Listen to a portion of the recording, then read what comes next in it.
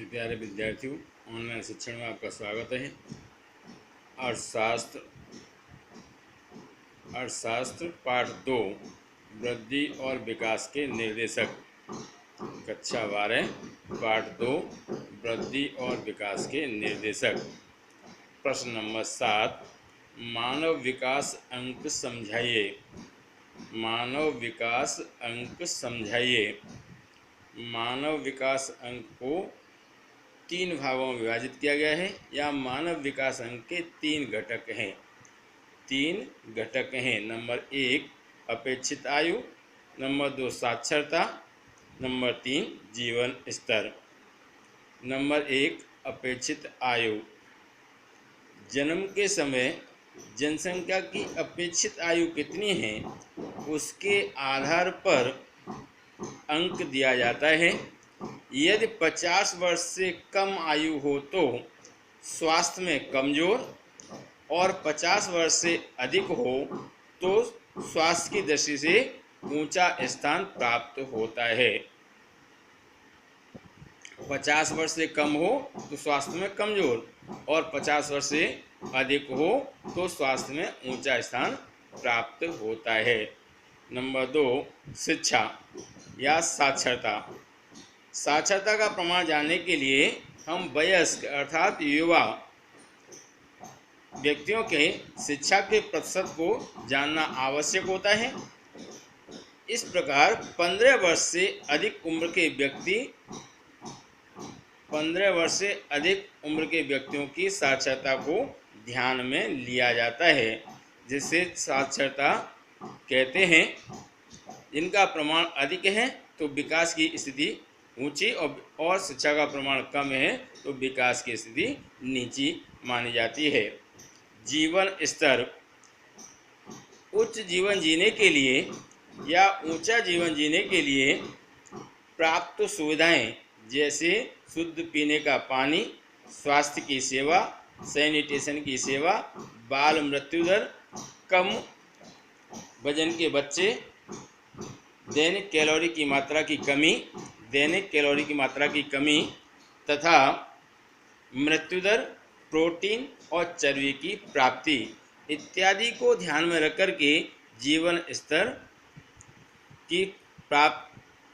की जानकारी प्राप्त होती है। नेक्स्ट पॉइंट आता है नंबर 2, मानव विकास अंक का महत्व। मानव विकास अंक में इन तीनों बातों का समावेश किया जाता है। नंबर 1 अपेक्षित आयु, साक्षरता, नंबर 2, नंबर 3 जीवन स्तर। इन तीनों का समावेश किया जाता है।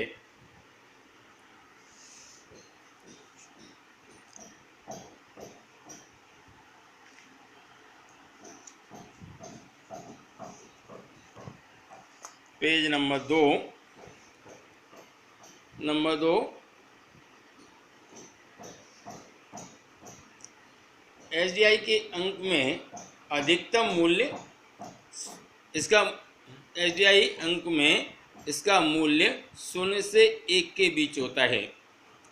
एसडीआई के मूल्य 0 से 1 के बीच होता है, अर्थात अधिकतम मूल्य 1 और न्यूनतम मूल्य 0 होता है। अधिकतम मूल्य 1 और न्यूनतम मूल्य 0 होता है। नंबर 3 एसडीआई का मूल्य अगर 1 के नज़दीक है, एसडीआई का मूल्य 1 के नज़दीक है तो आर्थिक विकास अधिक, और 0 के नज़दीक है तो आर्थिक विकास कम होता है।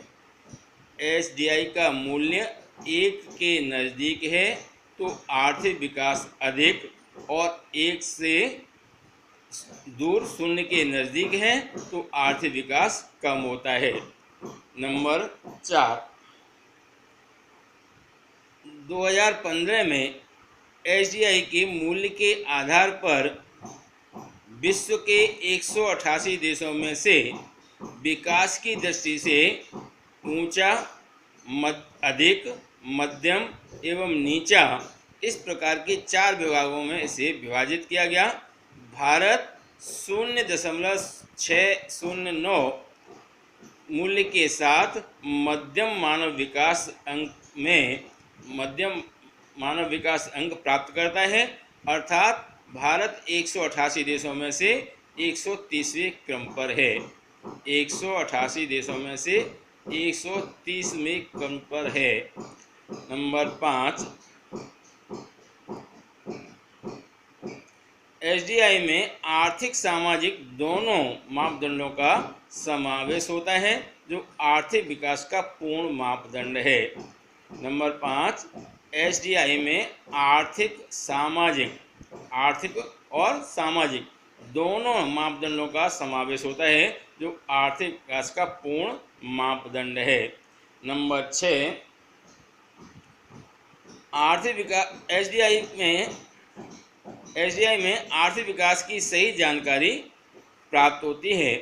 एसडीआई से देश की आर्थिक विकास की सही जानकारी प्राप्त होती है। नंबर 7, एसडीआई विकासशील देशों के विकास का दिशा सूचन करती है।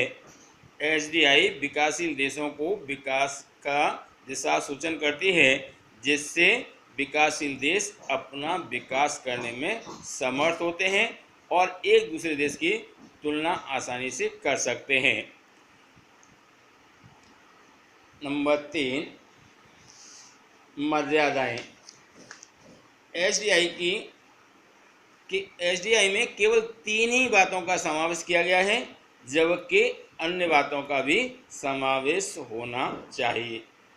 केवल 3 बातें समावेश की गई हैं। 3 बातों से एसडीआई सही जानकारी प्राप्त नहीं होती, ऐसा मर्यादा में माना जाता है। अगर 3 की जगह पर और भी बातों को इसमें सम्मिलित किया जाता तो सही जानकारी प्राप्त होती।